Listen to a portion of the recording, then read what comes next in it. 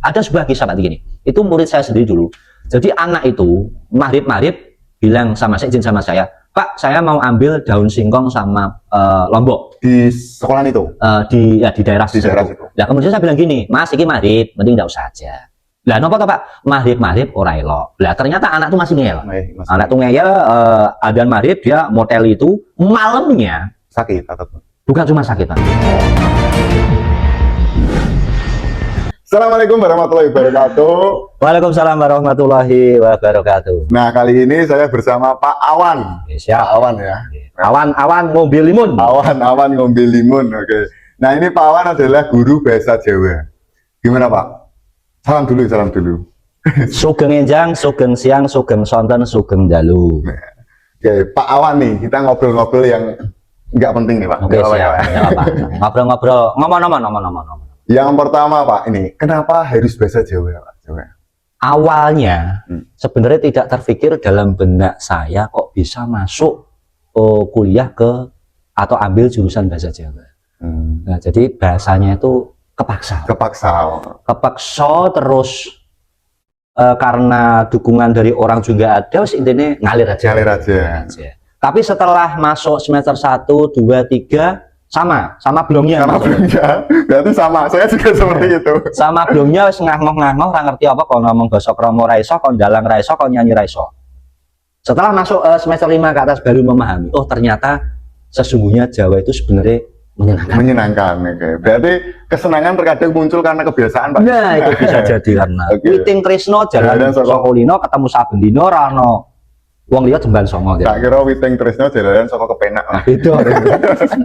Oke, Pak Awan nih, ada beberapa pertanyaan nih Pak ini. Oke, siap. Biasanya Jawa atau dalam tanda kutip makna Jawa itu kan biasanya dimaknai dengan orang-orang dengan sesuatu yang kadang yang menyeramkan. Oke, siap. Nah, apakah menyeramkan apa sih Pak sebenarnya kalau antara Jawa dengan hal-hal yang mistis atau horor? Sebenarnya kalau masalah seram dan tidak itu tergantung pribadi.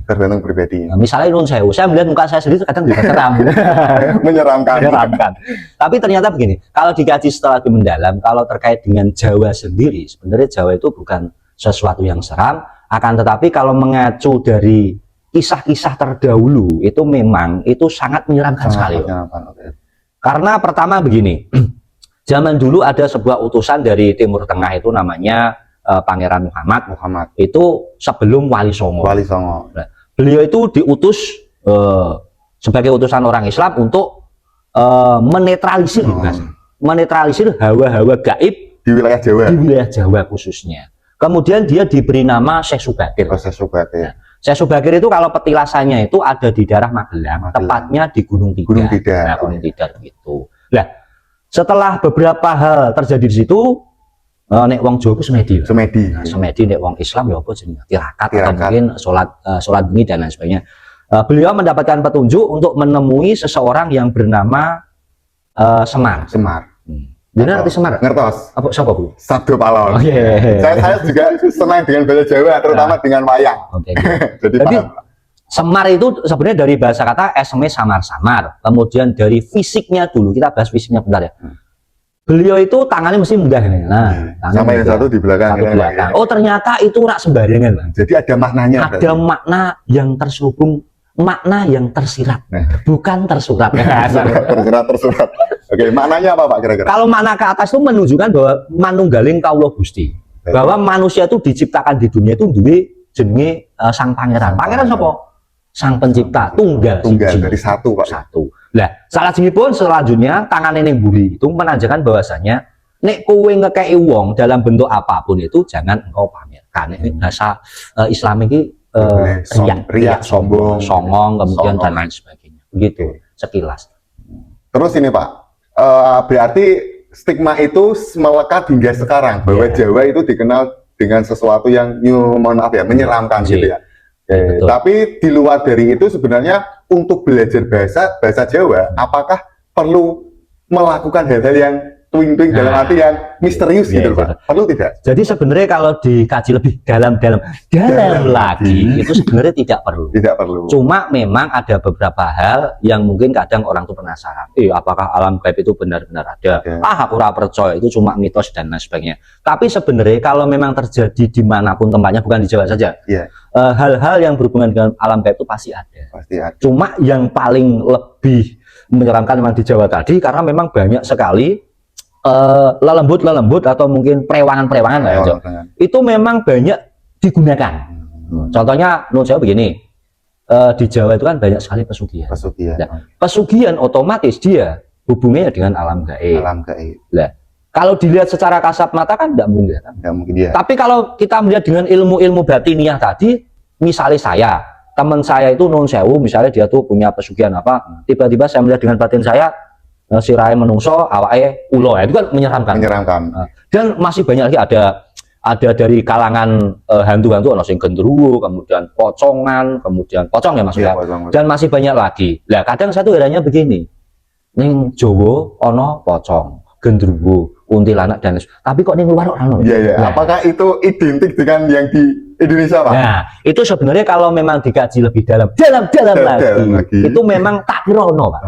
Karena di Jawa itu misalnya Nung Sewu, di daerah selatan itu ada namanya penguasa Pantai Selatan, kemudian di utara ada juga, kemudian di daerah Bali itu ada. Setiap wilayah ternyata ada penguasanya sendiri-sendiri. Nah, sedangkan zaman dulu ketika orang Islam sekarang ini belum mengetahui tentang agama, belum mengenal Gusti Allah, dia kan mengenal yang namanya Sang Hyang Widi. Kemudian cara beribadat mereka itu seperti menyembah arwah nenek moyang. Semakin bangsa lelembut itu semakin disembah, otomatis dia akan semakin senang dan berkembang. Nah, hal yang berkembang inilah yang menyebabkan Jawa khususnya itu dipandang sebagai suatu wilayah yang menyeramkan.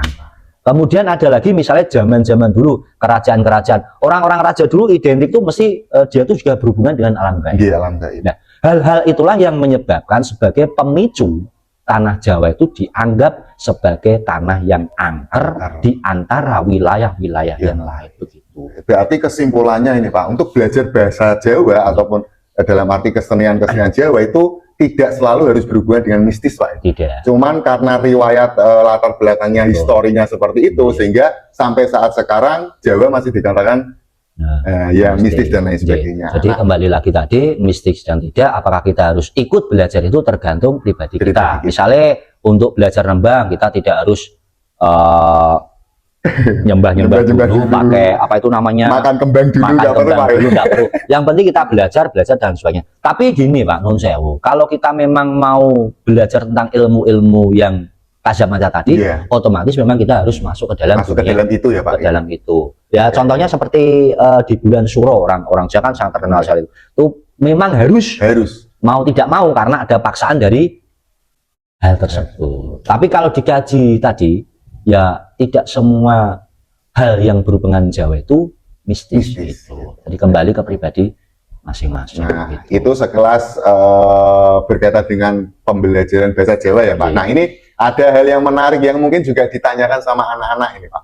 Ini Pak, di kelas atau sekolahan itu kan ditempati hanya beberapa waktu, dalam arti mulai dari pagi sampai kemudian sore lah katakanlah. Sedangkan malam itu kan sepi. Nah mungkin tidak sih Pak, para hantu-hantu atau tuing-tuing ini menempati kelas-kelas kemudian mengganggu anak-anak, mungkin tidak hal itu terjadi. Kalau mungkin bisa terjadi. Cuma kembali lagi, nek wong Jawa iki ora nyenggol, ora bakal disenggol. Sebenarnya kehidupan mereka sama kehidupan kita tuh sama. Cuma bedanya kita tidak bisa melihat ruang lingkup mereka. Jadi mereka juga punya wilayah, misalnya Nun Sewu, setiap kelas, misalnya kelas X, Y, Z. X itu, wah kok ini kok panggonan enak, aku tak manggon gini. Y kok panas, aku tak manggon sini. Kemudian yang lain lah. Jadi memang seperti ibarat seperti manusia. Manusia punya rumah, tapi kan kelihatan Pak. Nah, tapi kalau bangsa lelembut tadi itu tidak sebenarnya punya rumah juga, cuma kita tidak bisa melihatnya. Tapi ketika kita mengusik wilayah tersebut, tentu kita tuh akan diganggu. Ada sebuah kisah Pak begini. Itu murid saya sendiri dulu. Jadi anak itu maghrib bilang sama saya, izin sama saya, Pak, saya mau ambil daun singkong sama Lombok. Di sekolahan itu? Di daerah situ. Ya kemudian saya bilang gini, Mas, ini maghrib, mending nggak usah aja. Lah nopo toh Pak? Maghrib ora elok. Lah ternyata anak tuh masih ngeyel.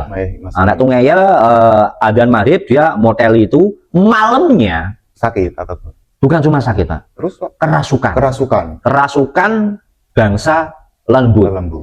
Lembutnya tidak terima intinya, lo sale sopo omahku diusik lah. Oleh karena hal tersebut, ya memang intinya kalau kita tidak mengganggu, insya Allah kita tidak akan diganggu. Apakah dengan kehadiran anak-anak saat belajar itu termasuk menurut twing-twing tersebut atau hantu tersebut ya itu terganggu atau tidak Pak? Kalau hal itu enggak. Jadi kadang tuh begini, kalau proses belajar pembelajaran itu kan mereka juga paham, bocah ini sedang mencari ilmu.